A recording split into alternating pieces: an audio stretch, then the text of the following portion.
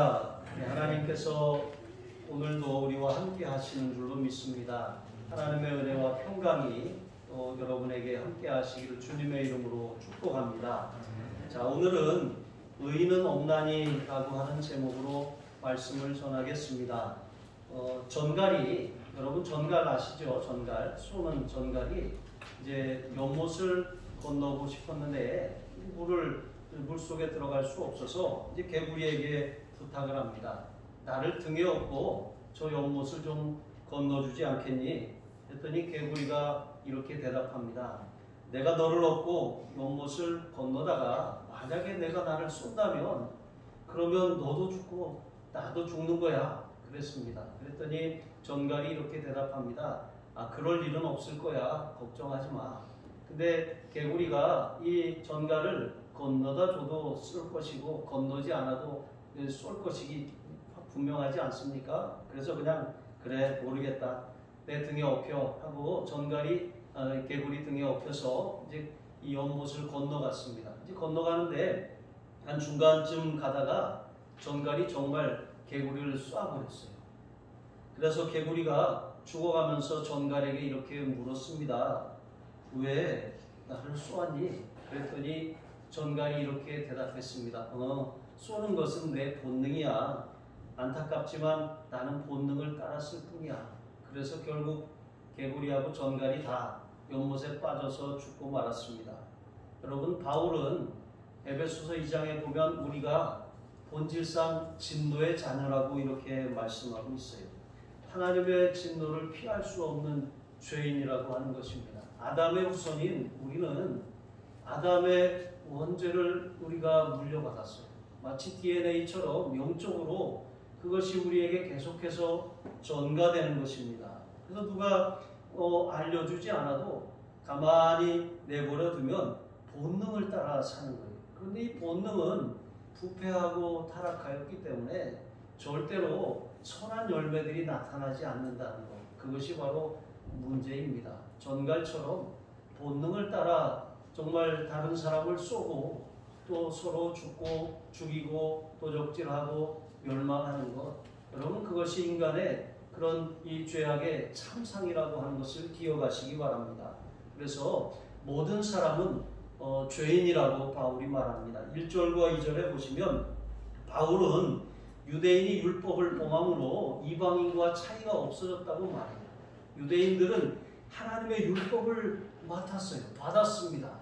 그러면 이 율법을 받음으로 인해서 그들이 율법을 통해서 의로워지고 또 거룩해지고 뭔가 좀 이방인과 하나님의 율법을 받지 않는 유대인 외의 사람들과 좀 구별된, 성별된 모습이 있어야 했다라고 하는 것입니다. 그런데 바울은 우리가 지난 시간에 살펴보았던 것처럼 그들도 율법을 범함으로 하나님의 심판 아래 놓이게 되었다고 말하는 것입니다. 그래서 하나님께서는 이방인이나 유대인이나 하나님의 보응하심과 심판에는 차별이 없다고 말하는 거예요. 그리고 뿐만 아니라 유대인들은 몸에 할례를 받았기 때문에 그들은 하나님의 언약에 대한 증표가 있어서 구원은 확실하다고 이렇게 말하지만 지난 시간에 뭐라고 말씀드렸습니까? 할례는 마음의 할증이 그랬습니다. 육신의 할례가 구원을 보장하는 것이 아니라 마음이 새로워지지 않으면 하나님의 구원을 경험할 수 없다라고 하는 것을 우리가 살펴보았습니다. 자, 그러면 우리가 하나님의 선택을 받은 것이 아무것도 아니냐? 이렇게 유대인들이 말하는 거예요. 그랬더니 바울이 이렇게 말하는 것입니다. 그렇지 않다. 그래도 너희에게는 아주 중요한 그런 이 특권, 그것을 하나님이 허락하셨는데 그것은 너희가 말씀을 맡았다라고 하는 것이다. 여러분, 유대인들에게 하나님이 주신 특권이 많았어요.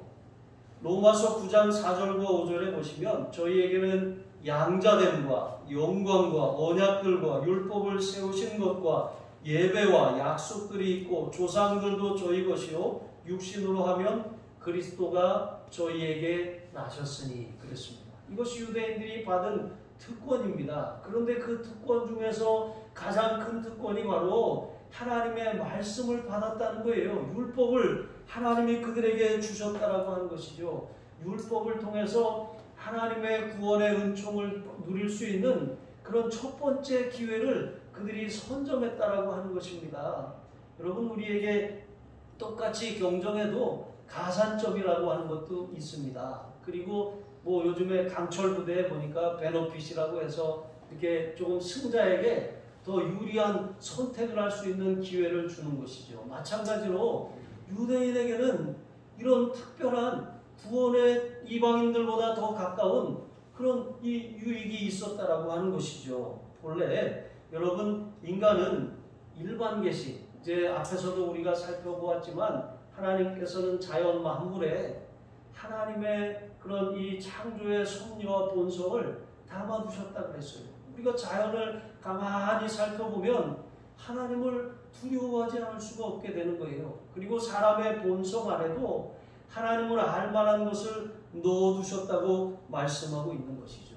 그래서 사람이 인간의 아무리 그런 이 욕구를 충족시킨다고 할지라도 그것을 채우면 채울수록 행복해질 것 같은데, 우리가 조금 전에 불렀던 행복이라고 하는 찬양처럼 이것이 행복이라고, 하나님의 자녀로 살아가는 것.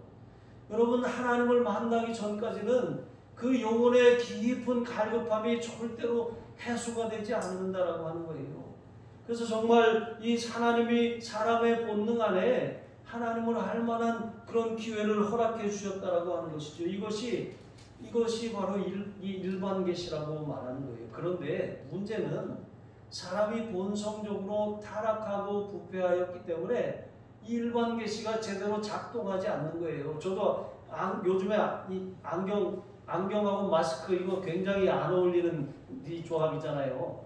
이 입김 때문에 안경을 자주 앞이 잘 보이지 않습니다. 그래서 안경을 벗었다 썼다 자주 하는데 이처럼 흐려진 거예요. 사람의 본성이 부패함으로 하나님을 알 만한 것을 자연 속에 두셨는데 사람들이 그것을 제대로 보지 못하는 거예요.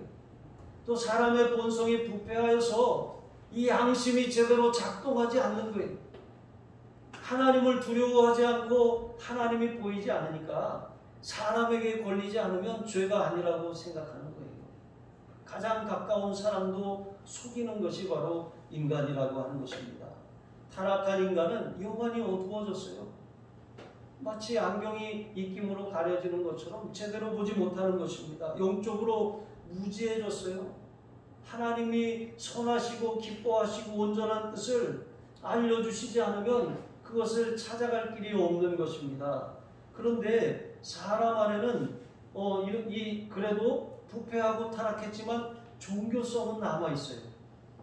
그래서 무언가를 자꾸 섬기고 무언가를 자꾸 경배하려고 하는 그런 이 성향이 그 안에 있는 것입니다. 근데 이것이 부패한 성품과 종교성이 결합을 하니까 하나님 대신 하나님 아닌 다른 것, 하나님이 만드신 피조물을 그것을 우상으로 만들어서 거기에 숭배하고 그것을 마치 우리의 운명을 좌우하는 것처럼 거기에 빌게 되었다라고 하는 것입니다.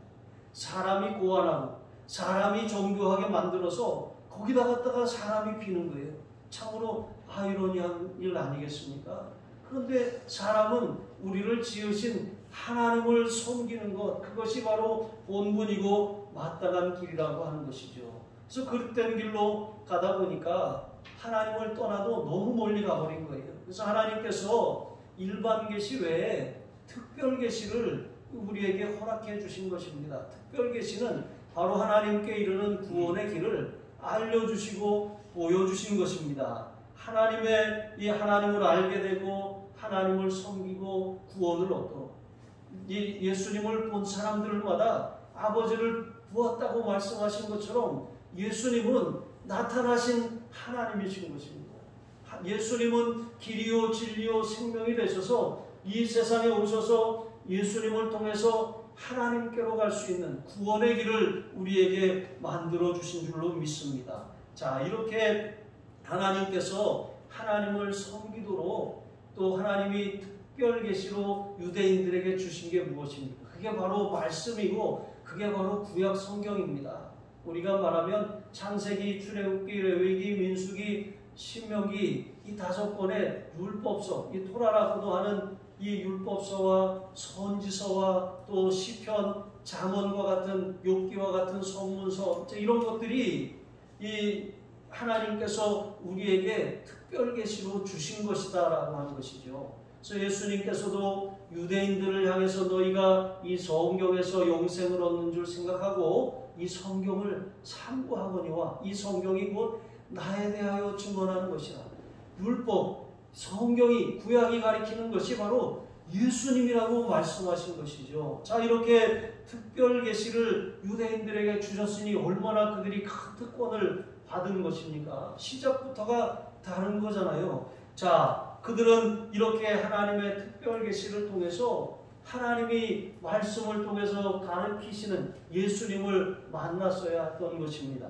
하나님의 요구와 하나님의 명령에 절대 순종해야 했던 것입니다. 예수님이 말씀하신 것처럼 하나님을 사랑하고 내 이웃을 내 몸처럼 사랑하라고 하신 하나님의 말씀의 핵심은 하나님 사랑, 이웃 사랑이라고 하는 것을 이 하나님이 율법을 통해서 보여주셨고 그 참 사랑을 우리가 깨닫고 참 사랑을 실천할 수 있는 길은 바로 성경이 가리키는 예수님을 만나는 것이다 라고 하는 것을 예수님이 계속해서 유대인들에게 말씀하신 거예요. 하지만 유대인들은 율법이 가리키는 예수님을 알아보지 못했습니다. 3절과 4절에 보시면 이스라엘은 분명히 하나님의 백성, 하나님이 선택하신 선민입니다. 그런데 하나님이 그들에게 맡기신 특권, 하나님의 말씀을 통해서 이 하나님을 알고 하나님의 뜻을 알고 말씀이 가르치는 분이 예수님이라고 하는 사실을 깨달아야 했습니다.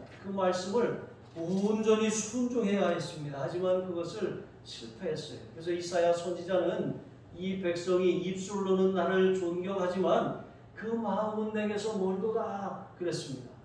사람의 계명으로 교훈을 삼아서 가르친다고 예수님도 말씀하셨던 것입니다. 그들이 율법을 받았지만 율법을 주신 의미와 그 율법을 주신 목적은 알지 못했었던 거예요. 그냥 율법 자체만 우리가 이것을 받았어, 우리는 이런 특권을 얻었어 라고 하는 그런 자아도취에 빠지고 교만에 빠지고 자만에 빠진 것입니다. 그래서 스스로를 특별한 존재라고 그렇게 생각하기에 이르게 된 것이죠. 그런데 여러분, 하나님께서 무엇을 맡기셨다라고 하는 것은 특권이기도 하지만 책임이라고 지난주에 말씀을 드렸습니다. 정말 이 하나님께서 그 이스라엘의 그 알아듣지 못하는 그 실패에도 불구하고 하나님은 그들을 버리진 않으셨어요. 가나안 땅에 정착한 이후에도 그들은 계속해서 하나님을 거역하고 배반했지만 하나님께서는 계속해서 은혜와 사랑을 베풀어 주셨어요. 때때로 그들이 거역할 때마다 이방 나라들을 통해서 그들을 징계하셨지만 그 징계 자체가 목적이 아닌 것입니다. 하나님은 바른 길로 돌아오라고 사랑의 매, 사람 막대기와 인생 채찍으로 그들을 다루신 것입니다. 그리고 그들이 돌아오기만 하면 다시 싸매시고 다시 고치시고 다시 회복시키시고 다시 그렇게 세워주셨습니다. 자기 백성을 향한 하나님의 그런 마음은 언제나 이와 같이 신실하셨어요. 이 자기 백성이 잘하든 잘못하든 바른 길로 걸어가고 있든 곁길로 가든 하나님의 마음은 언제나 한결같았다라고 하는 것입니다. 사람은 자주 변해요. 사람의 마음은 변하는 거예요. 사람의 마음은 변하지만 하나님은 신실하시고 하나님은 영원토록 변함이 없으심을 믿으시기 바랍니다. 하나님은 언제나 우리를 향한 그 마음이 참되시고 신실하시기 때문에 이 말씀을 드렸잖아요. 하나님과 우리 사이에 우리가 구원받으면 이 관계의 끈이 형성이 된다고. 이 끈은 절대로 끊어지지 않는다고.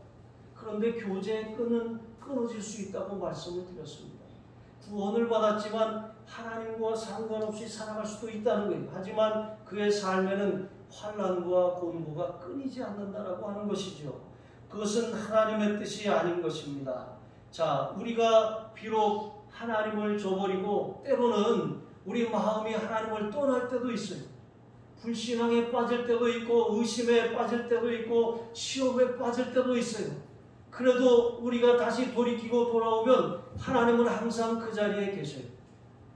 그래서 우리가 다시 실패한 그 자리에서 하나님을 붙들면 다시 구원의 확신을 가지고 일어설 수 있는 것 아니겠습니까? 사람은 변하지만 하나님은 영원하시고, 우리가 그런 신앙의 기복이 굉장히 심하게 그렇게 시작했다고 할지라도 마치 그 코인처럼, 비트코인 이런 것처럼 확 널뛰는 이런 모습이 어떻게 보면 우리 신앙의 모습이 아닌가, 이런 생각을 해봅니다.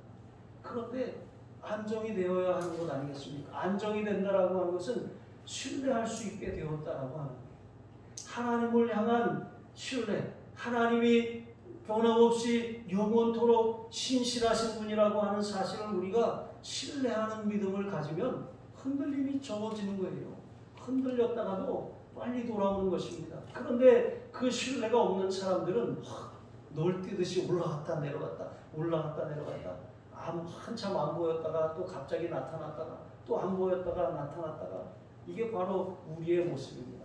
열심히 기도하다가 마치 정말 이렇게 아주 얼음처럼 굳어진 사람이 되고, 이런 모습이 아니라 언제나 한결같은 모습으로 변화되어 가는 것, 그것이 우리의 신앙의 여정인 줄로 믿습니다. 5절과 8절 말씀해 보시면 이제 본성이 부패한 인간은 모든 길을 이제 그릇가게 되었다라고 하는 거예요. 우리가 드러나면 자신이 잘못됐음을 인정하고 속히 회개하는 것이 그게 올바른 반응이에요. 그런데 사람들은 그렇지 않아요. 잘못을 하고 불의가 드러났는데 그것에 대해서 감추려고 하고 또 그것을 인정하지 않으려고 한다는 거예요. 유대인들은 심지어 뭐라고 말했냐면, 자신들이 불의가 드러남으로 그렇게 하나님의 이 신실하심이 이렇게 더 부각이 되었기 때문에 자신들을 심판하는 것이 합당하지 않다라고 말하는 거예요. 심지어는 우리가 하나님의 의를 더 드러내려면 더 악을 이렇게 행해야 된다라고 말하기까지 하는 거예요. 어떻게 보면 억한 심정에 바울을 조롱하는 것이죠. 자, 그런데 이것이 조롱하는 것일 뿐만 아니라 사람의 타락한 본성이 그러하다라고 하는 것입니다. 많은 사람이 들키지 않으면 죄를 죄로 여기지 않아요. 정말 죄를 짓고도 부끄러운 일이나 잘못한 것이 드러났음에도 부인하거나 이것을 회피하기에, 핑계하기에 급급한 것입니다. 그리고 심지어는 다른 사람에게 그것을 전가시켜 뒤집어 씌우기도 하는, 내가 안 그랬어요, 제가 그랬어요, 이렇게 하기도 하는 것입니다. 이것이 바로 인간의 모습입니다. 여러분, 첫사람 아담은 하나님의 명령을 어기고 어떻게 했습니까? 아담아, 내가 어디 있느냐 그러셨는데, 아담이 하나님의 명령을 어긴 것에 대해서 인정하고 회개했으면 좋았는데 그것을 핑계, 아내 탓으로 돌립니다. 또 아내를 주신 하나님 탓으로 돌리는 거예요.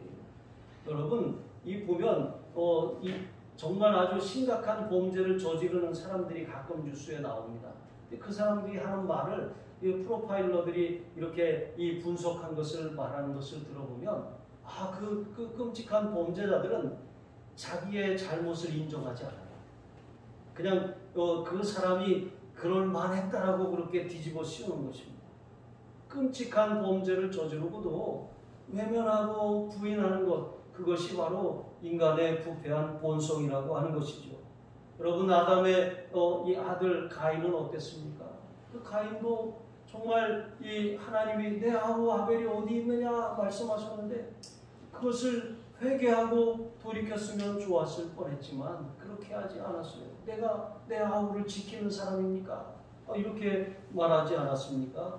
여러분, 이렇게 우리의 삶에 하나님께서 정말 우리의 그 본성을 드러내시는 것, 이거 참으로 아픈 일입니다. 하나님의 말씀을 들으면서 부끄러워지는 것, 이거 당연한 그런 현상인 것입니다. 말씀을 들으면서 좋을 수만은 없어요. 불편해지는 것, 여러분, 그것은 말씀이 내 속에서 역사한다라고 하는 거예요. 그냥 말씀을 들으면 좋다, 행복하다. 여러분, 이것은 어떻게 보면 영적으로 굉장히 어린아이 수준에 머물러 있는 모습일 수도 있어요. 그런데 하나님의 말씀이 내 마음을 찌르고 양심을 자각하고 불편하게 하고 괴롭게 하고 그렇게 역사하기 시작한다면 그 말씀이 우리에게 약이 되고 복이 되기 위해서 그렇게 작동하고 있는 것임을 기억하시기 바랍니다. 스데반의 설교를 듣고 많은 유대인들이 아주 굉장히 그 말씀을 통해서 마음이 찔림을 받았어요. 그런데 찔림을 받고 나서 그들이 한 행동은 이를 갈았다는 거예요. 여러분, 이것은 말씀에 대한 합당한 반응이 아닌 것입니다. 모든 사람은 다 죄인이 죄를 지었지만 죄를 인정하지 않으려고 하는 것이 바로 인간의 본성입니다. 그런데 죄인임을 인정하고 죄가 하나님의 말씀 앞에 드러났을 때 그것을 실토하는 것, 그것이 살 길임을 여러분 기억하시기 바랍니다. 그래서 이 죄인임을 깨닫고 인정하는 것, 여러분 그것이 우리 예수 믿는 사람들의 그런 자연스러운 그런 이 행동이어야 한다라고 하는 것이죠. 9절과 10절에 보시면 이제 바울은 의인은 없고 하나도 없다라고 하는 것을 이제 증거하는 것이죠. 자신의 잘못을 인정하고 자신의 허물을 그렇게 이 고백하는 것만큼 세상에 어려운 일은 없어요. 여러분, 다른 사람 앞에 잘못했다고 용서를 구한 기억이 있으시잖아요. 그런데 그거 정말 쉬운 일 아니에요. 어떻게 보면 세상에서 제일 어려운 일이 용서를 구하는 일이 아닌가 이런 생각도 해봅니다. 그런데 이렇게 용서를 구하는 것도 어려울 뿐만 아니라 우리는 다른 사람들의 그 죄악을 찾아내기에는 빠르지만 자신의 그런 죄악을 인정하기가 또 어렵다라고 하는 거예요. 정말 다른 사람, 예수님께서도 형제의 눈 속에 있는 티는 보면서도 내 눈 속에 있는 들보는 알지 못하더냐. 이 들보라고 하는 것이 뭐예요? 집을 떠받치는 기둥입니다. 여기 가운데 기둥이 하나가 여기 이 건물을 유지하기 위해서 딱 세워졌다고 생각을 해보세요. 저는 그 기둥 뒤에 이렇게 서 있고 여러분은 저를 보지만 기둥밖에 볼 수가 없는 거예요. 이거 굉장히 답답하고 불편합니다. 이와 같다라고 하는 거예요. 우리가 다른 사람에 대해서 눈 속에 들어간 그 티를 보고서 저 티 있네 라고 이렇게 말하지만 하나님 보시기에 우리의 눈에는 들보가 다 있어서 정작 봐야 될 것을 못 보고 자기 모습을 제대로 보지 못하는 것이 사람의 모습이라고 하는 거예요. 또 바꾸어 말해서 우리가 다른 사람의 눈에 티를 보지만 정말 하나님 이 상대방은 우리 눈에 들보를 또 본다라고 하는 거예요. 왜냐하면 사람들은 내 모습보다는 상대방의 모습을 더 정확하게 봐요. 상대방의 허물을 더 정확하게 드러내요. 그러다 보니까 다른 사람에게 손가락질하고 지적하고 판단하기에 빠른 거예요.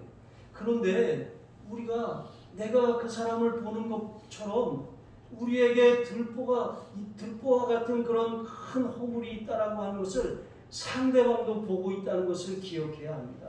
그래서 우리가 다른 사람을 판단하고 비판할 것이 아니라고 하는 것이죠. 이 독일 철학자 쇼펜하우어가 이런 말을 했어요. 각 대인은 타인 속에 자기를 비추는 거울을 가지고 있다. 그러니까 상대방의 모습에서 본 그 큰 허물이 사실은 내 모습이라는 거예요. 내가 불편해하는 것은 내게도 내가 싫어하는 그 모습이 내 안에 있기 때문에 그 사람의 모습을 보면서 분노하는 것이다 라고 하는 것이죠. 여러분, 다른 사람을 판단할 것이 아니라 저것이 내 모습이구나, 나도 저런 것이 있구나 라고 생각하고 조용히 회개하고 인정하는 것이 지혜로운 일인 줄로 믿습니다. 그러므로 우리는 언제나 하나님의 말씀 앞에 네 말씀이 거울이 되어서 내 자신의 모습을 잘 살펴야 하는 것입니다. 말씀이 마음을 찌르고 내 양심을 각성할 때에 스데반의 설교를 듣고 마음이 찔려 이를 갈았던 사람들과 같지 아니하고 베드로가 전하는 말씀을 들었을 때 똑같이 마음이 찔렸지만 그들은 어떻게 했습니까? 형제들아, 우리가 어찌할꼬 하면서 가슴을 치면서 탄식했어요. 회개하고 또 복음을 들을 수 있는 구원을 얻을 수 있는 그런 길을 선택한 것입니다. 이것이 저와 여러분의 모습이 되시기를 바랍니다. 하나님 앞에서는 체면이나 자존심을 내세울 것이 아닙니다. 그냥 그것을 인정하고 회복할 때 거기서부터 회개할 때 거기서부터 회복과 갱신이 일어나는 이런 사람들이 지혜로운 사람들입니다.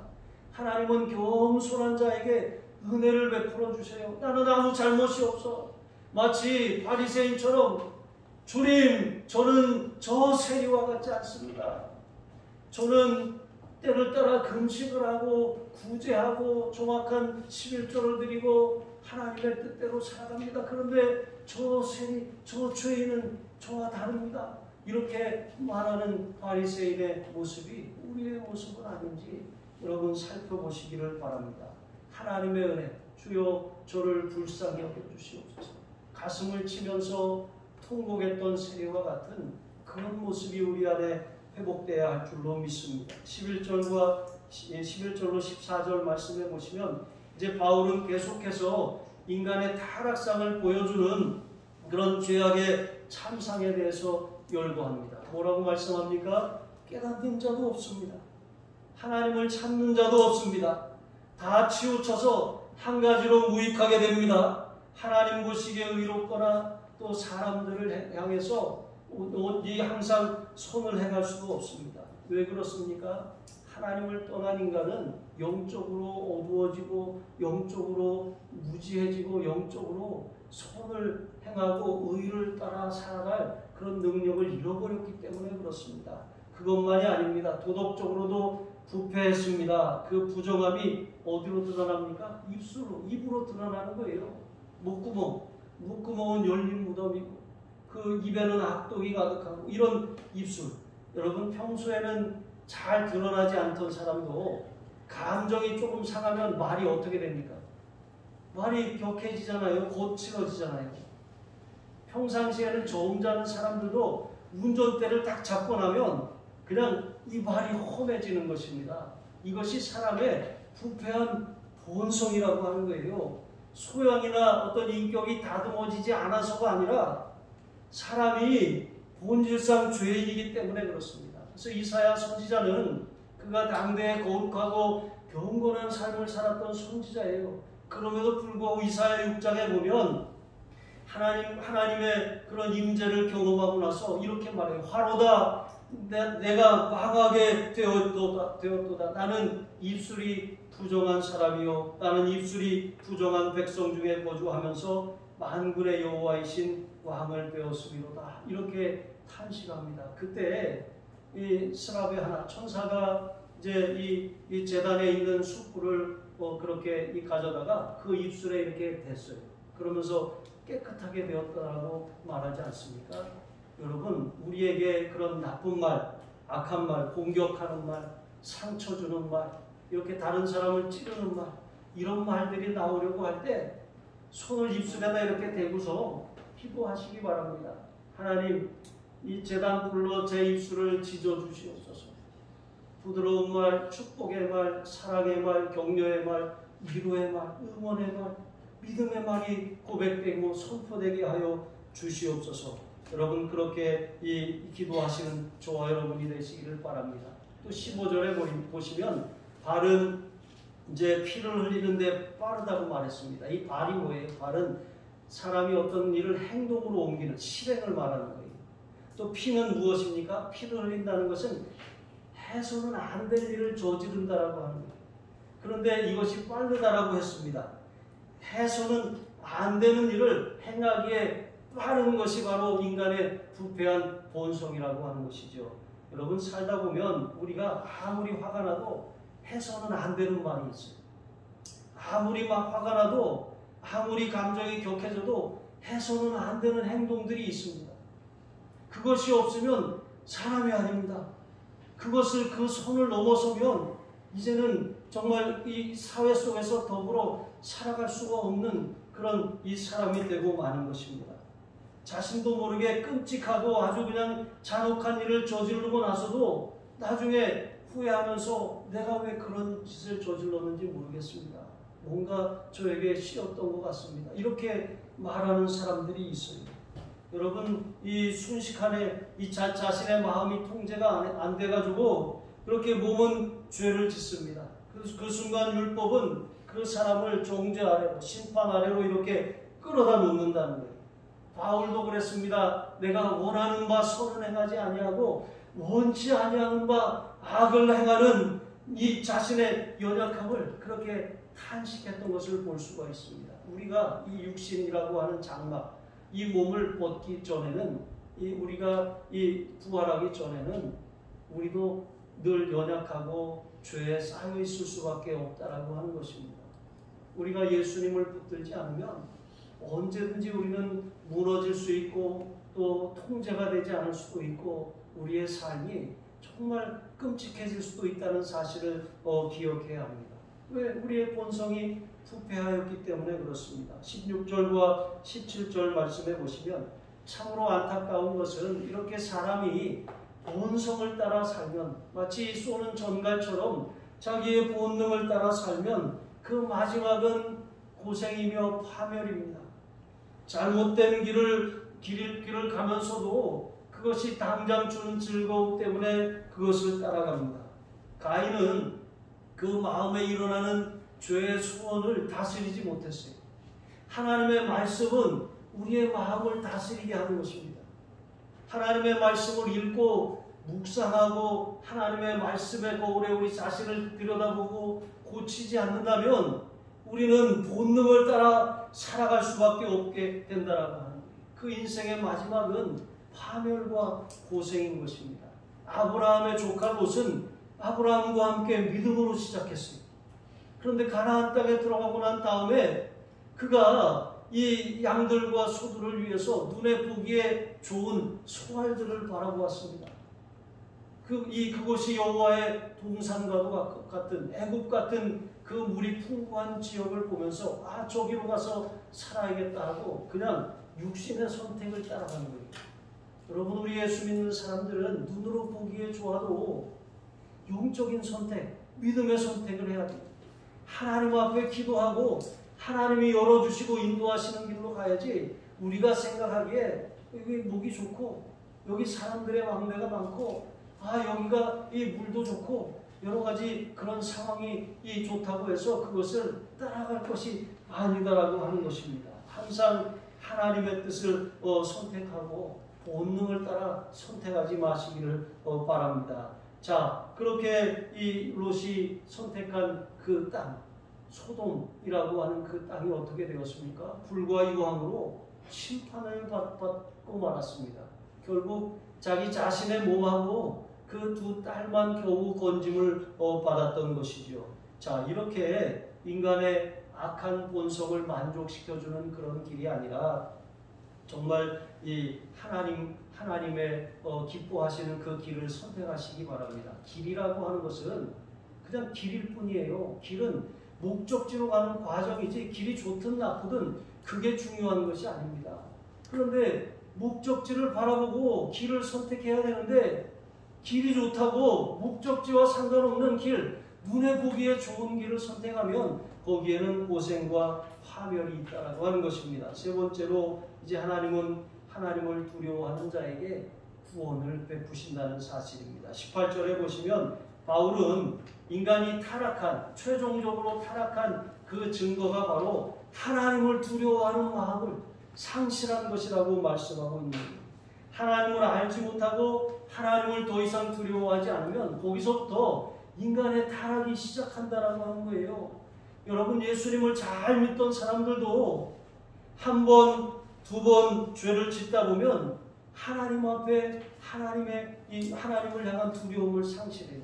여러분, 죄를 자꾸 짓다 보면 바늘도둑이 소도둑 된다고 그 마음에 그냥 간이 커지는 거예요. 양심이 화이를 맞아버리는 것입니다. 무감각해지는 것이죠. 자, 그렇게 너는 하나님을 두려워하지 않는다라고 하는 것은 이제 완전히 타락하게 되었다라고 하는 것이죠. 이제는 못할 일이 없습니다.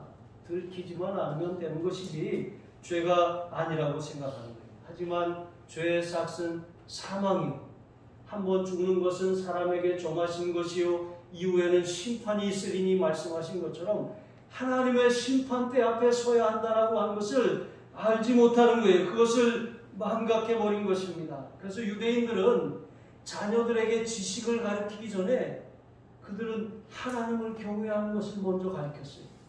자본에도 보면 여호와를 경외함이 지혜와 지식의 근본이거늘 미련한 자는 그것을 멸시한다고 했습니다.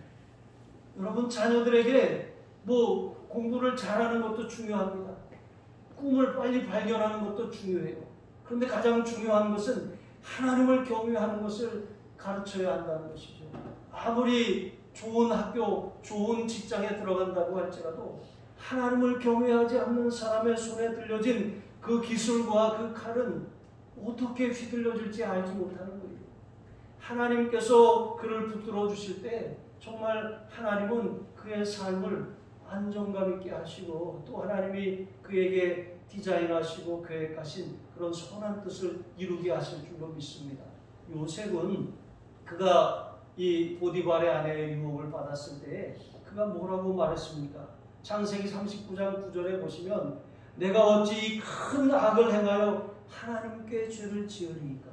그러니까 그는 그 순간 하나님을 보고 있었어요. 하나님을 두려워하고 있었습니다. 하나님을 인식하고 있었어요. 경고는 다른 것이 아닙니다. 하나님이 나와 함께 하고 계심을, 하나님이 지금 이 자리에 계심을 기억하는 거예요. 여러분, 저기 이 입구에 걸려있는 예수님 부활 사진 보셨죠? 저 그림을 이제 한근석 집사님이라고 하는 분이 그리셨어요. 근데 저 그림 말고 예수님 십자가에서 고난당하시는 그림이 있는데 그 두 그림을 어떻게 하다 보니까 제가 갖고 다니게 됐어요. 그래서 제가 이 전에 살던 이제 목자관에서 이 그림을 어디다 걸 데도 없잖아요. 그래가지고 하나는 이제 이 현관 입구에다 두고 하나는 안방에다 두었어요. 그래서 이렇게 현관 입구에 책꽂이하고 이렇게 맞물려서 놨더니 집에 오는 손님들이 들어오다가 깜짝 놀라는 거예요. 예수님이 자기를 보고 있잖아요.